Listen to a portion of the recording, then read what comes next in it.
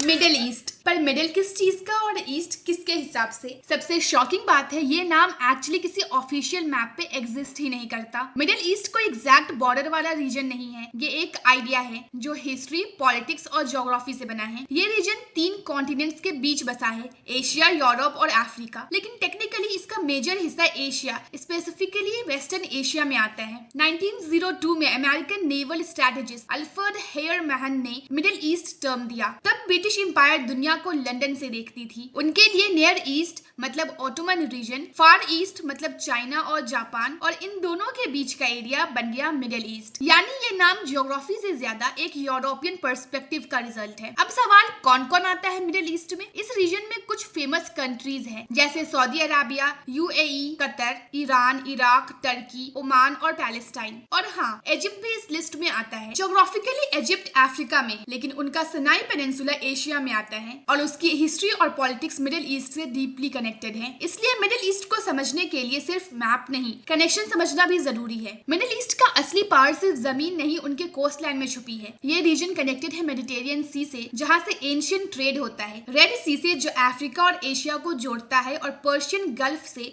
जो दुनिया का सबसे बड़ा ऑयल हब है। यही लोकेशन इसे दुनिया का स्ट्रेटेजिक सेंटर बनाती है। एक टाइम पे मिडिल ईस्ट का ज्यादातर रीजन एक ही एम्पायर का पार्ट था, ऑटोमन एम्पायर। लेकिन वर्ल्ड वॉर 1 के बाद ये एम्पायर टूट गया और जो नए बॉर्डर्स बने वही आज का मिडिल ईस्ट की रियलिटी है। यानी आज की कंट्री सिर्फ ज्योग्राफी का रिजल्ट नहीं बल्कि हिस्ट्री के डिसीजंस का आउटकम है। मिडिल ईस्ट को क्रेडल ऑफ सिविलाइजेशन भी कहा जाता है। यही वो जगह है जहाँ इंसान ने पहली बार शहर बसाया, लिखना सीखा और दुनिया के सबसे बड़े रिलीजन्स पैदा हुए जैसे इस्लाम। आज भी मिडिल ईस्ट दुनिया के लिए सुपर इम्पोर्टेंट है 2 रीजन्स की वजह से। एनर्जी, दुनिया का सबसे बड़ा ऑयल रिजर्व्स यहाँ मिलता है, और ट्रेड, ये यूरोप, एशिया और अफ्रीका के बीच का एग्जैक्ट क्रॉस रोड्स है जहाँ से सुएज कैनाल और स्ट्रेट ऑफ हॉर्मुज जैसे क्रिटिकल रूट्स कंट्रोल होते हैं। तो मिडिल ईस्ट सिर्फ एक जगह नहीं है, ये एक कहानी है एम्पायर्स की, ट्रेड रूट्स की और उन बॉर्डर्स की जो इंसान ने खुद बनाए। अगर आपको इस रीजन का कोई एक कंट्री एक्सप्लोर करना हो तो आप सबसे पहले कौन सा चूज करना पसंद करेंगे?